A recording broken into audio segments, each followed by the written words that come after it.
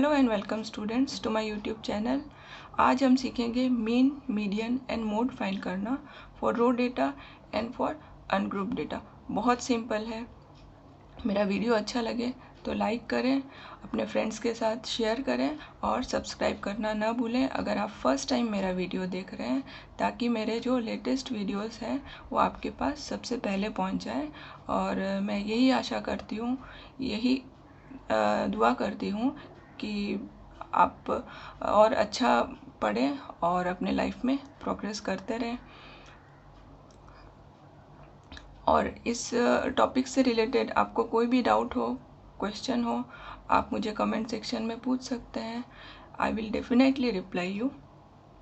तो स्टार्ट करें। The marks of 20 students in a test were as follows: 2, 6, 8, 9. These are the marks. Calculate the mean, the median, the mode. Before starting, एक quick revision कर ले। Mean for raw data is sum of observation divided by number of observation, and median for raw data, what we do first, we first arrange the data in ascending order, जो कि इस question में already है in ascending order 2, 6, 8, 9, 10, 11. So the numbers are in ascending order. And उसके बाद हम क्या देखते हैं, मीडियन में हम देखते हैं एन का वैल्यू। एन का वैल्यू ऑड है या फिर इवन है। तो इस क्वेश्चन में एन का वैल्यू 20 है। नंबर ऑफ ऑब्जर्वेशन या फिर नंबर ऑफ टर्म्स कह लो, वो है 20। तो हम जो मीडियन का जो इवन का फॉर्मूला है ना, n/2 term plus n/2 plus 1 term divide by 2, वो वाला फॉर्मूला हम यूज़ करेंगे। Okay student. फिर नेक्स्ट है मोड। तो mode is the number which occurs maximum number of times, मतलब जिसकी फ्रीक्वेंसी सबसे ज़्यादा है, मीन्स जो डेटा में सबसे ज़्यादा बार रिपीट हुआ है, वो नंबर, वो या फिर वो ऑब्जर्वेशन होगा मोड ऑफ द डेटा। चले अब शुरू करते हैं। First, mean is sum of observation divide by number of observation. मैंने फॉर्मूला लिखा। सम ऑफ ऑब्जर्वेशन मीन्स ये जो सारे ऑब्जर्वेशन हैं, 20 स्टूडेंट्स के जो मार्क्स हैं, उन सबको हमें टोटल करना है। Divide by number of observation 20, क्योंकि ये कितने स्टूडेंट पे ऑब्जर्व किया गया है, देखा गया है, मार्क्स 20। तो total number of the observation n is 20। कोई बच्चे इसको कोई नंबर ऑफ टर्म्स भी बोलते हैं, तो इज 20 हेयर। अच्छा, और इसमें ये 1, 2, 3 ऐसे करके काउंट करने की ज़रूरत नहीं है, क्योंकि यहाँ पे ऑलरेडी क्वेश्चन में लिखा है 20 स्टूडेंट्स के टेस्ट के मार्क्स है। चलिए अभी यहाँ पे ये नंबर्स बड़े हैं, तो इसको फटाफट करने का एक तरीका है इजी, मैं आपको बताती हूँ। ये जो सिंगल डिजिट नंबर है ना, इनको हम पहले मेंटली प्लस कर देंगे। तो हमारा 2 + 8 10 और 6 + 9 15। तो 10 + 15 कितना हो गया, 25। तो ये जो सिंगल डिजिट नंबर है ना, ये हमारा हो गया 25। मैंने यहाँ पे लिखा है 25 लिखा है, और आगे मैंने लिखा है 10, और फिर 11 है 2 टाइम्स, 11 है 2 टाइम्स, तो मैंने यहाँ पे लिखा है 22। 11 2 ज़ा 22, फिर 12 सिंगल है तो लिख दिया, फिर 13 2 टाइम्स है, तो 13 2 ज़ा 26, मैंने लिखा 26। फिर 14 2 टाइम्स है, तो 14 2 टाइम्स हो गया 28। ऐसे करते हुए हमने आगे सब नंबर्स को भी टोटल फाइंड कर लिया। 15 3 ज़ा 45, 16 2 टाइम्स है, तो 16 2 ज़ा 32, देन 18, फिर 19 + 20 लिख दिया मैंने 39। अब मैं इन सब नंबर्स को जब प्लस करूँगी ना, तो मेरा आएगा 257। ये मेरा कैरिंग है, वो नंबर है 4, तो डोंट गेट कंफ्यूज। 257, तो मैंने यहाँ पे लिख दिया 257 सबका टोटल, और नीचे 20। फिर मैंने क्या किया, यहाँ पे 2 से कैंसिल किया, हो नहीं रहा है फिर भी कैंसिल कर दिया, बिकॉज यहाँ पे मुझे डिनोमिनेटर में 10 मिल रहा है, और 10 मिलने से मेरा डिवीजन और इजी हो जाता है। सिर्फ डेसिमल को 1 डिजिट लेफ्ट की तरफ शिफ्ट करना है, जंप करना है। तो 2 से 257 को कैंसिल किया, डिवाइड किया, तो मेरा आया 12 128.5 और डिनोमिनेटर में 10। तो मैंने डेसिमल को जो यहाँ था उसको मैंने यहाँ पे ऐसे शिफ्ट कर दिया, तो मेरा आ गया 12.85। ओके, तो ये हमें मिला mean marks of the 20 students. आगे चलते हैं मीडियन के लिए। मीडियन एन का वैल्यू है 20, तो हम फॉर्मूला यूज़ करेंगे इवन का जो फॉर्मूला है ना। यहाँ पे मैं लिख देती हूँ, here n is equals to 20 even. तो मीडियन का formula n/2th term plus n/2 plus 1th term divide by 2, ये आपके टेक्स्ट बुक में है फॉर्मूला। और n का वैल्यू है 20, तो मैंने यहाँ पे 20 divide by 2th term plus वापस n का वैल्यू है 20, तो 20 divide by 2 plus 1th term लिखा। 20 डिवाइड बाई 2 कितना हुआ 10, तो 10th टर्म। तो यहाँ पे भी सेम, यहाँ पे भी 10, ये हो गया 10 प्लस 1, तो 11th टर्म डिवाइड बाई 2। तो 10th term plus 11th term जो होगा ना, टर्म का जो वैल्यू होगा ना, उस वैल्यू को हम लिखेंगे। तो उसके लिए हमें देखना होगा डेटा, असेंडिंग ऑर्डर में जो डेटा है उस डेटा में जाना होगा और हमें देखना होगा हमारा 10th और 11th टर्म का वैल्यू क्या है। तो काउंट करें 1 2 3 4 5 6 7 8 9 10। तो ये है हमारा 10th टर्म और ये है 11th टर्म। तो इन दोनों को मैं प्लस करूँगी, है ना। 13 प्लस 14, 10th का वैल्यू लिखा 13 और 11th का वैल्यू मैंने लिखा 14 डिवाइड बाई 2। तो 27 divide by 2 which gives 13.5। Median मिला हमें, median marks of 20 students is 13.5। अभी नेक्स्ट फाइंड करना है हमें मोड।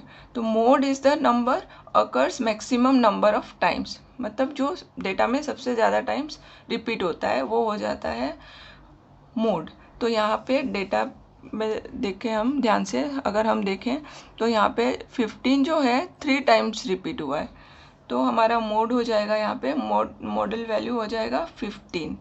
ओके, तो हमें तीनों नंबर्स मिल गया। अब इन तीनों नंबर को देखिए ध्यान से, they are close to each other, है ना। बहुत ज़्यादा डिफरेंस नहीं है, थोड़ा डिफरेंस है, सेम भी हो सकता है या थोड़ा डिफर भी हो सकता है, लेकिन बहुत ज़्यादा डिफरेंस नहीं होगा इन तीनों में, क्योंकि तीनों ही average value of the data को रिप्रेजेंट करते हैं। तो ऑलमोस्ट सेम होगा, थोड़ा डिफर हो सकता है।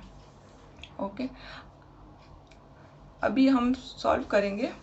अभी हमने ये सॉल्व किया रो डेटा का, अब हम सॉल्व करेंगे एक क्वेश्चन अनग्रुप डेटा का। अनग्रुप डेटा मीन्स जो डेटा टेबुलर फॉर्म में रहता है और जिसमें x एंड f गिवन रहता है ना। तो स्टार्ट करें। The marks obtained by 25 students in A aptitude test are given below. Find the mean, median and mode of the distribution. Marks obtained 5 6 7 8 9 10. Number of students 3 9 6 4 2 1. इसका question का meaning क्या है, 25 students है क्लास में, उसमें कुछ बच्चे हैं, 3 स्टूडेंट है जिनके 5 मार्क्स आए हैं, 9 स्टूडेंट है जिनके 6 मार्क्स आए हैं, एंड 6 स्टूडेंट है जिनके 7 मार्क्स आए हैं, है ना। और 8 मार्क्स आने वाले कितने बच्चे हैं पूरे क्लास में, 4 बच्चे हैं जिनको 8 मार्क्स मिले हैं, एंड 9 मार्क्स मिले हैं ऐसे 2 बच्चे हैं, और 10 मिले हैं, 10 मार्क मिला है ऐसा सिर्फ एक ही स्टूडेंट है जिसको 10 मार्क मिला है। ओके, तो इसका मीन मीडियन मोड फाइंड करने के लिए क्विक रिवीजन कर लें। मीन फॉर अनग्रुप डेटा का फॉर्मूला है sigma F x upon sigma F. तो हमें कॉलम बनाना होगा एक और एफ एक्स के लिए, ये मैं बाद में एक्सप्लेन करूँगी, है ना। एफ एक्स के लिए तो अभी एफ एक्स लिखा मैंने। एफ एक्स कैसे मिलेगा, जब हम एक्स और एफ को मल्टीप्लाई कर देंगे ना, तो हमें मिलेगा एफ एक्स। तो 5 into 3 15, 6 into 9 54, 7 into 6 42, 8 into 4 32, 9 into 2 18, 10 into 1 10। तो हमें एफ एक्स मिल गया।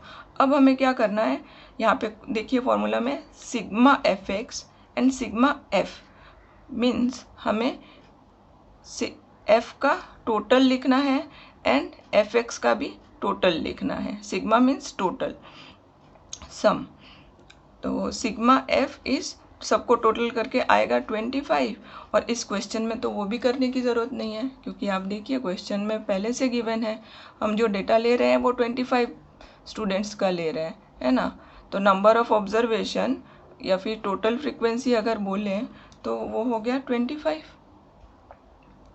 ओके अच्छा, अभी एफ एक्स का टोटल हम टोटल कर देंगे, है ना। ध्यान से करना टोटल, एक बार करके जल्दबाजी में ना करें, और एक बार टोटल करके फिर से चेक कर लें तुरंत, ताकि कोई मिस्टेक नहीं हो। यहाँ पे अगर मिस्टेक हो गया तो फिर खाली फॉर्मूला का आपको 1 मार्क मिलेगा। तो sigma F x is 171 total करके मेरा आया। मैंने यहाँ पे लिख दिया जो मेरा टेबल से मुझे मिला, 171 सिग्मा एफ एक्स, और सिग्मा एफ मैंने लिख दिया 25। अब देखिए यहाँ पे या तो आप नॉर्मली डिवाइड कर लीजिए, लेकिन मुझे डिवाइड करने से ज़्यादा मल्टीप्लिकेशन इजी लगता है। तो मैंने क्या किया, दोनों को मैंने न्यूमरेटर डिनोमिनेटर को 4 से मल्टीप्लाई कर दिया। 4 से मल्टीप्लाई करने से मुझे 100 मिला। 100 मिला तो मेरा इजी हो गया, मतलब सिर्फ डेसिमल मुझे पुट करना है और मेरा आंसर आ गया। तो 171 इंटू 4 684, और नीचे हो गया मेरा 100, है ना। तो मुझे अभी मैंने क्या किया है, मैंने डिवीजन नहीं किया है, या तो आप ये डिवीजन कर ले, है ना, या फिर ये मल्टीप्लाई कर ले। तो ये ऑब्वियसली ये मल्टीप्लिकेशन ज़्यादा इजी है ना। हमें रफ वर्क की भी ज़रूरत नहीं है। 4 इंटू 1 4 एंड 17 4 ज़ा 68, तो मेरा वैसे ही हो गया, मेरा टाइम भी सेव हो गया। और अभी आगे करें तो 2 ज़ीरोज़ है, तो डेसिमल 1-2 डिजिट छोड़ के यहाँ पे मेरा डेसिमल आ जाएगा, यहाँ पे, ये आपको पता है। अच्छा नेक्स्ट हमें फाइंड करना है मीडियन। अच्छा, तो मीडियन का थोड़ा रिवाइज कर लें। मीडियन फॉर टेबुलर डेटा, हमें अगर हमें फाइंड करना हो मीडियन फॉर टेबुलर डेटा, वो ग्रुप भी हो सकता है अनग्रुप भी हो सकता है, दोनों में एक चीज़ कॉमन है, हमें क्यूमुलेटिव फ्रीक्वेंसी फाइंड करना ही है। फिर से मैं रिपीट करती हूँ, अगर टेबुलर डेटा है और हमें फाइंड करना है मीडियन, तो हमें टेबल में क्यूमुलेटिव फ्रीक्वेंसी फाइंड करना ही है, ठीक है। और क्यूमुलेटिव फ्रीक्वेंसी फाइंड करने के बाद हम एन ऑड है या फिर एन का जो वैल्यू है, नंबर ऑफ टर्म्स या फिर नंबर ऑफ ऑब्जर्वेशन बोल दो, अगर ऑड नंबर है तो हम मीडियन के लिए ऑड का फॉर्मूला यूज़ करेंगे, और अगर इवन है तो हम इवन का फॉर्मूला यूज़ करेंगे। ओके, तो अभी स्टार्ट करते हैं। टेबल मैंने इसी में कर दिया, एक कॉलम और बना दिया, आप भी बना सकते हैं, टाइम सेव हो जाएगा। तो क्यूमुलेटिव फ्रीक्वेंसी मैंने लिखा यहाँ पे, और आपको ऑलरेडी आता है क्यूमुलेटिव फ्रीक्वेंसी, आप पहले भी 9th स्टैंडर्ड में कर चुके हो। इसमें हमें क्या करना होता है, सक्सेसिवली ऐड करना होता है फ्रीक्वेंसीज़ को। तो फर्स्ट जो फ्रीक्वेंसी है ना 3, वो हमेशा एज इट इज़ ही लिखते हैं। 3 है यहाँ पे फ्रीक्वेंसी के कॉलम में 3, तो फर्स्ट यहाँ पे 3 ही लिखना है, ओके ना, ये डोंट फॉरगेट। और नेक्स्ट हमें क्या करना है, सक्सेसिवली ऐड करते जाना है नेक्स्ट जो फ्रीक्वेंसी आएगी। तो 3 + 9 12, फिर इस 12 को क्या करेंगे, नेक्स्ट जो फ्रीक्वेंसी है उसके साथ प्लस करेंगे, मीन्स 6 के साथ। तो 12 + 6 18, 18 + 4 22, फिर 22 के बाद ये नेक्स्ट फ्रीक्वेंसी क्या है, फ्रीक्वेंसी के कॉलम में 2, तो 22 + 2 = 24, फिर 24 + 1 = 25। यहाँ पे एक चीज़ ध्यान रखना, ये जो हमारा लास्ट आएगा ना क्यूमुलेटिव फ्रीक्वेंसी में, लास्ट जो नंबर आएगा ना ऐड करते हुए, वो यहाँ पे टोटल फ्रीक्वेंसी के बराबर आना चाहिए। अगर ये दोनों इक्वल नहीं हुआ, दैट मीन्स यहाँ पे कोई ना कोई तो गड़बड़ है। इसको फिर से चेक करें और फिर आगे करें, ओके ना। तो ये ज़रूर से चेक कर लेना एंडिंग में, टोटल फ्रीक्वेंसी और यहाँ पे भी ये जो क्यूमुलेटिव फ्रीक्वेंसी में जो लास्ट है वैल्यू, वो दोनों इक्वल होना ही चाहिए, ओके। अभी क्यूमुलेटिव फ्रीक्वेंसी से हमें मिला 25 और सिग्मा एफ है 25। सिग्मा एफ मतलब total frequency, that means number of terms. N इसका मतलब है एन इज इक्वल्स टू 25, है ना। क्वेश्चन में भी गिवन है कितने स्टूडेंट हैं, नंबर ऑफ ऑब्जर्वेशन या फिर नंबर ऑफ टर्म्स बोल दो, कितने हैं 25। एन इज 25, ऑड नंबर है 25, है ना। तो मीडियन के लिए हम ऑड का फॉर्मूला जो कि है n+1/2 टर्म, ये मैंने याद रखने का तरीका भी बताया है मेरे जो मीडियन पार्ट 1 है उसमें। देखिए मीडियन का मतलब क्या है, मिडिल मोस्ट टर्म। मिडिल हमें कैसे मिलता है, जब 2 से डिवाइड करते हैं, तो यहाँ पे मैंने 2 से डिवाइड कर दिया, ठीक है। और फिर n ऑड नंबर है तो हम इसे +1 करेंगे तो इवन बन जाएगा। तो n+1 डिवाइड बाय 2 टर्म हो गया हमारा मीडियन का फॉर्मूला। ओके, नाउ n का वैल्यू 25 मैंने लिखा, 25 + 1 डिवाइड बाय 2 टर्म। 25 + 1 हो गया 26 + 2, तो 26 डिवाइड बाई 2 कितना हो गया 13th। तो 13th टर्म, अभी 13 टर्म के लिए हमें देखना है क्यूमुलेटिव फ्रीक्वेंसी का कॉलम। 13 कहीं पे लिखा है, नहीं 13 नहीं है, तो हम 13 का नेक्स्ट जो वैल्यू है वो देखेंगे। 13 का नेक्स्ट है यहाँ पे इस कॉलम में है 18, है ना। तो हम 18 के सामने का जो वैल्यू है ना, वो वैल्यू को लिखेंगे मीडियन का वैल्यू। तो मीडियन, फिर से मैं रिपीट करती हूँ, ये जो 13th टर्म आया ना, इसका नेक्स्ट वैल्यू हमें देखना है फ्रॉम क्यूमुलेटिव फ्रीक्वेंसी का जो कॉलम है ना। और उसके जस्ट सामने जो x का वैल्यू होगा ना, वो होगा हमारा मीडियन वैल्यू। और वो लेना क्यों है, देखिए इसमें 12th टर्म तक हमारा वैल्यू है, x का वैल्यू है 6, और 12th के बाद 13 से लेके 18 तक जो वैल्यू है ना, वो होगा 7। मतलब 13, 14, 15, 16, 17, 18th टर्म जो है ना, वो 7 ही है, 7 ही रिपीट हो रहा है। कितना टाइम्स, 6 टाइम्स, ठीक है। वो समझने की बात है। आप अगर समझ में आए तो अच्छी बात है, नहीं आए तो आप ऐसे याद रखना, ये क्यूमुलेटिव फ्रीक्वेंसी के कॉलम में जाना है और हमें नेक्स्ट वैल्यू को लेना है। अगर सेम वैल्यू यहाँ पे नहीं हो तो नेक्स्ट वैल्यू लेना है, अगर सेम हो तो सेम ही लेना है। सपोज यहाँ पे मेरा 13 है और इधर 13 होता तो मैं यहाँ पे मैं ये मीडियन लिखती थी, ओके ना। क्योंकि यहाँ पे 13 नहीं है तो मैं नेक्स्ट वैल्यू ले रही हूँ, मैं 18 ले रही हूँ, और 18 के जस्ट सामने का मेरा हो गया x का वैल्यू जो हो गया वो हो गया मीडियन वैल्यू। ओके स्टूडेंट, अब हमें फाइंड करना है मोड, जो कि सबसे इजी है, फिर भी बच्चे रॉन्ग कर देते हैं। Mode is the number of having maximum frequency. तो मैक्सिमम फ्रीक्वेंसी, ये फ्रीक्वेंसी का कॉलम है, या फिर यहाँ देख लें ये फ्रीक्वेंसी है, तो फ्रीक्वेंसी 9 है मैक्सिमम। तो इसके साथ x का वैल्यू क्या है, इसके सामने का x का वैल्यू है 6, तो आएगा मोड का वैल्यू 6। बहुत बार बच्चे क्या करते हैं, मैंने यहाँ टेबल में भी लिखा है, देखिए मैक्सिमम फ्रीक्वेंसी है यहाँ पे 9, तो 9 के जस्ट सामने का वैल्यू है, x का वैल्यू है 6, तो मोड हो गया 6। इसमें भी बच्चे रॉन्ग क्या करते हैं मैं बताती हूँ। इसमें क्या करते हैं, मैक्सिमम फ्रीक्वेंसी 9, यहाँ पे 9 ही आंसर लिख देते हैं। नहीं, फ्रीक्वेंसी यहाँ पे 9 नहीं लिखना है, उसके सामने का वैल्यू लेना है, चाहे मोड हो चाहे मीडियन हो। हमें आंसर जो मिलेगा ना, लास्ट फाइनल आंसर, वो x के कॉलम में मिलेगा। Okay student, so don't forget this. मेरा काम है आपको जहाँ भी आपकी मिस्टेक होने के चांसेस हैं वो पहले से अवेयर कर देना। जो भी गड्ढे आते हैं बच्चों के, जनरली हम देखते हैं पढ़ाते टाइम, जैसे वो पहले से अवेयर कर देना। अब आपको जो मैंने बताया, जो सब समझाया, वो आप एक बार अच्छे से लिख के प्रैक्टिस कर लेना। एक बार में नहीं आए तो 2 बार करना, 3 बार करना, डेफिनेटली आपको आ जाएगा। ओके स्टूडेंट, वीडियो अच्छा लगा हो तो लाइक कर दें और अपने फ्रेंड्स के साथ ज़रूर शेयर करें, ताकि उनको भी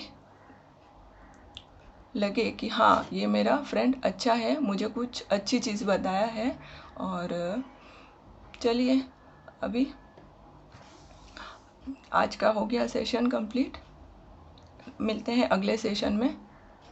तब तक के लिए bye bye. Thank you for watching my video.